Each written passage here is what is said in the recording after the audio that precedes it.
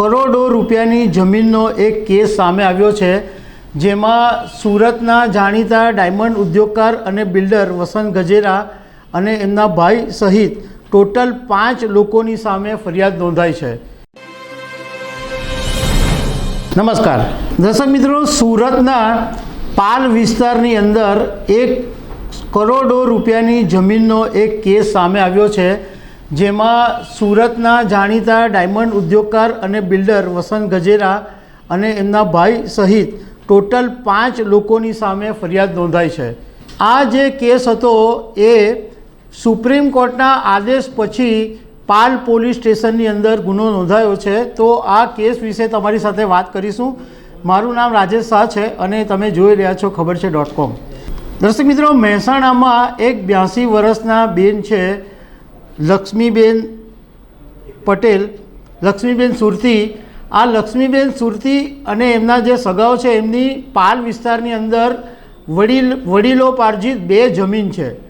હવે 2012ની અંદર એવું બનેલું કે આદિત્ય હડકિયા અને એમના પિતા છે હીરાલાલ હડકિયા, એમણે લગભગ 80 લાખ રૂપિયાની અંદર આ જમીનનો સોદો કરેલો અને તે વખતે એવું નક્કી કરેલું કે જે 8 વારસદારો છે એને 11,000 રૂપિયા રોકડા આપવાના અને એ પછી બાકીના જે રકમ બચે એનો ચેક આપવાનો। પણ આ આદિત્ય હડકિયાએ એવું કર્યું કે ખેડૂતોના જે સહી હતી એ બોગસ સહીથી એણે દસ્તાવેજો બનાવી દીધા અને એ દસ્તાવેજો પછી એણે વસંત ગજેરા, બકુલ ગજેરા, ધર્મેશ હપાણી અને એના પિતા હીરાલાલ હડકિયા, આ 4 જણાના નામે બોગસ દસ્તાવેજો કરી દીધા। હવે 2012ની વાત છે અને તે વખતે સબ રજિસ્ટ્રારની અંદર એવો નિયમ પણ હતો કે તમે કંઈ પણ દસ્તાવેજ કરો તો સબ રજિસ્ટ્રારને જાણ કરવી પડે, જે જમીનવાલ છે એને બી ખબર હોવી જોઈએ। આવું બધું હતું, પરંતુ આખો ખેલ એવી રીતના પાડી દેવામાં આવ્યો કે એની અંદર બધા દસ્તાવેજો બોગસ બનાવી દેવામાં આવ્યા અને એ રીતના આ 4 જણાના નામે જમીન થઈ ગઈ। હવે તે વખતે તો 90 લાખ રૂપિયાનો સોદો થયો હતો, પરંતુ અત્યારે જમીનની કિંમત અંદાજે લગભગ 90 કરોડ રૂપિયા સુધીની છે।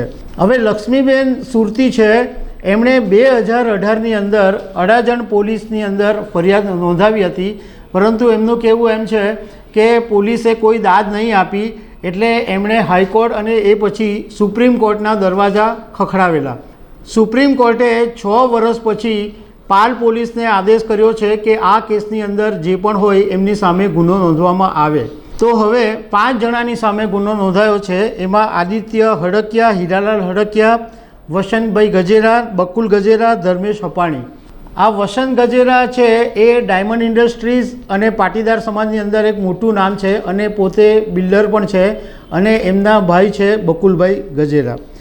હવે આ બાબતે અમે આ કેસની જે તપાસ કરી રહ્યા છે એ પોલીસ અધિકારી MD ઉપાધ્યાયની સાથે વાત કરી હતી કે આમાં ક્યારે ધરપકડ થઈ શકે।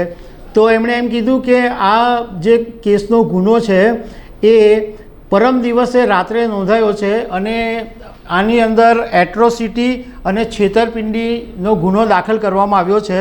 IPCની જે કલમ છે એ 467, 471 અને 420 આ કલમ લગાવવામાં આવી છે। પણ અત્યારે અમારે, કારણ કે આ દસ્તાવેજનો મામલો છે એટલે અમારે બધા દસ્તાવેજો ચેક કરવા પડશે, સાથે એટ્રોસિટીનો પણ કેસ છે, એટલે પહેલાં બધી અમારે તપાસ કરવી પડશે, એ પછી અમે આગળના પગલાં લઈશું। તો દર્શક મિત્રો, આવી અનેક વાતો સાથે અમે તમને મળતા રહીશું। Thank you very much.